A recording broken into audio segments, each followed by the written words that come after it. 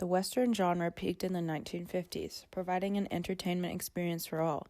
These films usually captured the essence of the Old West.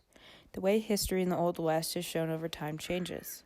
I will be comparing Sergio Leone's 1966 The Good, the Bad, and the Ugly, and Quentin Tarantino's 2015 The Hateful Eight. Although these films were made almost 50 years apart, they share common techniques and themes of the Western genre. When comparing these films through historical context of the Western genre, they clearly show a progression of the portrayal of the history of the Civil War through the differences in the genre style and the director's choices. These Western films paint a lasting history for the public's mind. The violence throughout these films reflect the morals of the characters and the time period surrounding it. Leone leaned towards an anti-war stance, while Tarantino communicated the current racial tensions before the release within the U.S. through post-Civil War conflicts. Both directors used contrasting close-up and long shots, glorified violence, and strategic music. The genre of the Western films grew in popularity as the new era began, making pictures move and talk.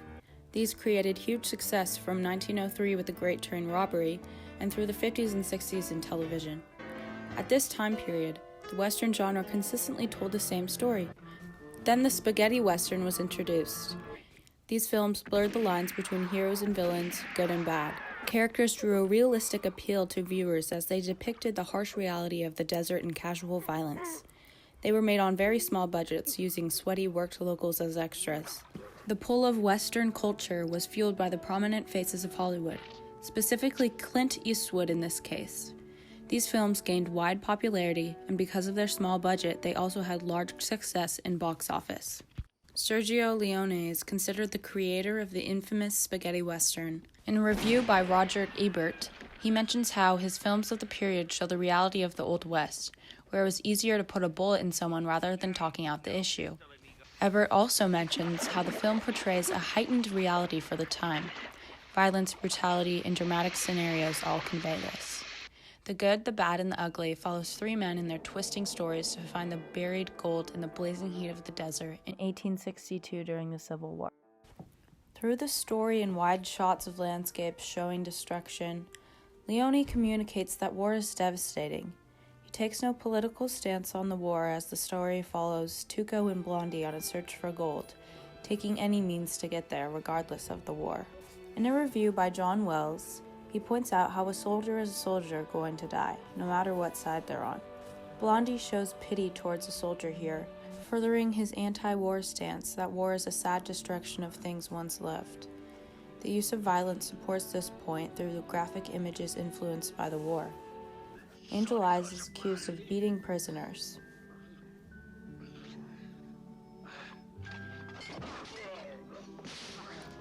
These images of violence correlating to the war have a dark and negative tone attached. On the other hand, the violence between Tuco and Blondie and Angel Eyes is directed in a manner that makes it entertainment.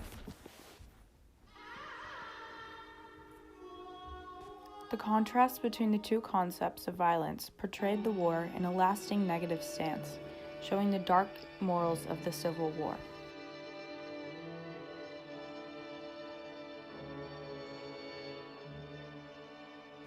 As this film is watched throughout generations, it paints a lasting picture in the public's mind of how the Civil War was approached at this time. The score was written by Ennio Morricone, which had a large influence on Tarantino as he had Morricone write the score for The Hateful Eight as well. In post-Civil War 1877, Tarantino sets The Hateful Eight in the middle of a blizzard. Contrasting characters with beliefs from the war are forced to congregate together, provoking conflict and high tensions. Now, many like just about everybody, but she sure don't like Mexicans. The Western genre died down gradually as time went on, but Tarantino was heavily influenced by these films and director Leone. As society developed, the reflection of the past of the U.S. became dominant. Robbie Collin reported that racial turmoil with events such like The shooting of Michael Brown in 2014 and the Mother Emanuel Church shooting were examples of white supremacy in present-day terms by Tarantino.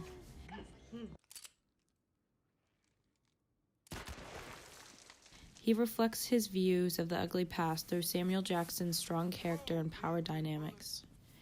Tarantino communicates that war was an evil thing and has a lasting effect on modern and current society. He calls for change through the film with powerful dialogue, such as, I know I'm the only black son bitch you ever conversed with, so I'm gonna cut you some slack. But you got no idea what it's like being a black man facing down America. The only time black folks is safe is when white folks is disarmed. The violence portrayed in this film is not directly from the war, but conveys the lasting tensions of that time period as well as 2015. The time period of 2015 very openly talks about the racist and brutal past of the Civil War and the recorded effects of the present. This conveys through the film as these conflicts are not danced around, they are directly addressed. Save the town, then shoot that nigger dead! Jesus Christ! Oh, you believe in Jesus now, huh, bitch? Well, good, because you about to meet... Both directors have an anti-war stance, if it's condemning destruction or facing the ugly past of the U.S. The films bend the stereotypes given for the genre, Tarantino possibly influenced by Leone. Both these films share a dramatic score, highlighting the tone and creating a lasting impression.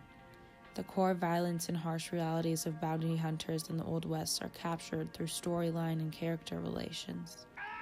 No character is strictly good or bad. The lines are blurred to capture the reality of human relations and morality. Relating to violence, the heightened perception of it pushed to communicate the brutality of the war tensions and the eternal characteristics of a Western. Where the difference lies is through the message of the story. Leone communicates the existence of greed and pity of the war, showing neither character as only good or only bad. He sends an anti-war message of pity and ruins, where in 1966, the portrayal was not focused on the political stances of the war. It was about greed. The Hateful Eight, on the other hand, has a direct message confronting the Confederacy tensions. From 2015, it indicates the racial tensions and the political tensions still affected today. Tarantino shows the brutality of surviving as a black man in post-Civil War and parallels today.